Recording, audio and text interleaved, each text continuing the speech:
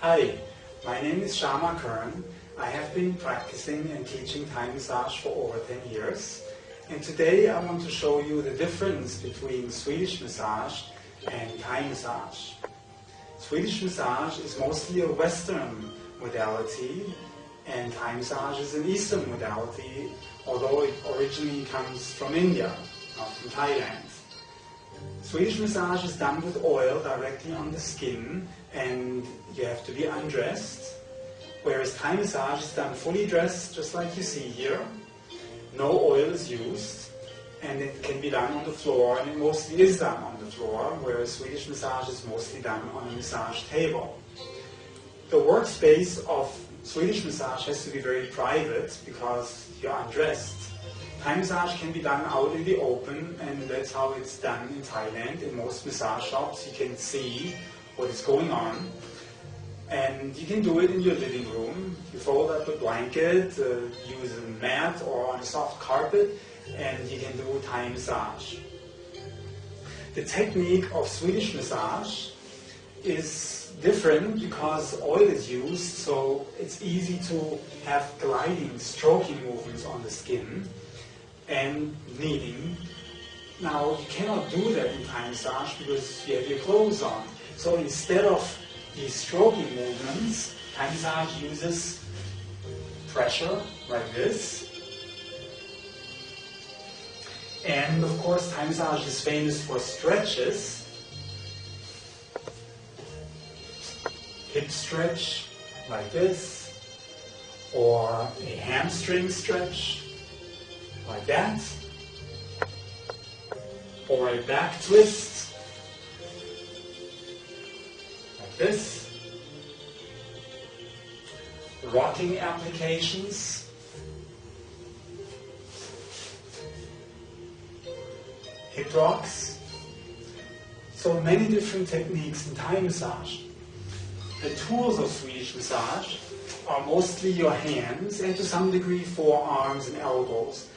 Those tools are used in Thai massage also, but on top of that, you can use your knees and your feet.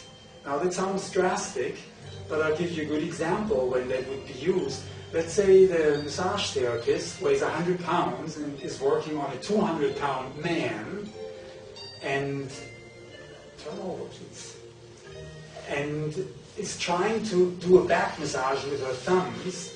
Now that wouldn't work very well like this. Imagine, she weighs 100 pounds and her client is a gorilla. So in that case, you can use techniques like this with your elbows or your knees. Works great on big backs,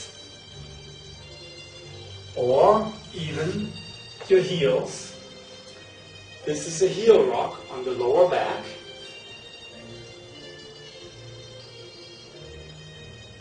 So the opposite example would be if the therapist weighs 200 pounds and the client weighs 100 pounds. In that case, obviously you wouldn't want to use elbows and knees and feet. It would just be overkill. So the tools in Thai massage are really, there's a lot of variety of things you can do, and it takes some time to learn. The philosophy of Swedish massage is based on the Western anatomical model, bones, anatomy, muscles, joints, whereas the philosophy of Thai massage is based on the Eastern model, which says there are energy lines throughout the body, and you can affect those energy lines by working on them. You can change the energy flow, you can improve it, you can free up the energy flow. Now, the positions in Swedish massage are basically just two, face down and face up. In Thai massage you have those two positions, but on top of that you also use side position and sitting position. Lie on your side, please. I will show you a stretch in the side position.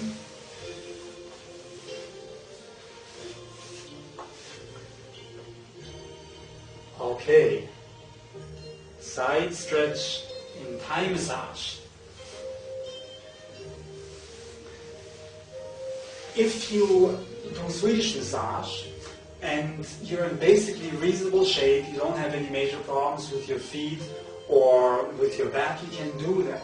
In Thai massage, it's a little bit different. You have to be in pretty good shape, like face down, because you really have to move around. You have to be able to be on your knees like that.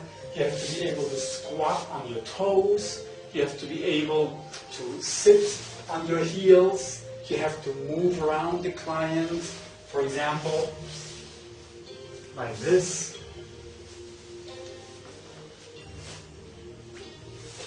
So ideally, Thai massage practitioners should do some yoga to be flexible enough to do this. So here you have some of the major differences between Swedish massage and Thai massage.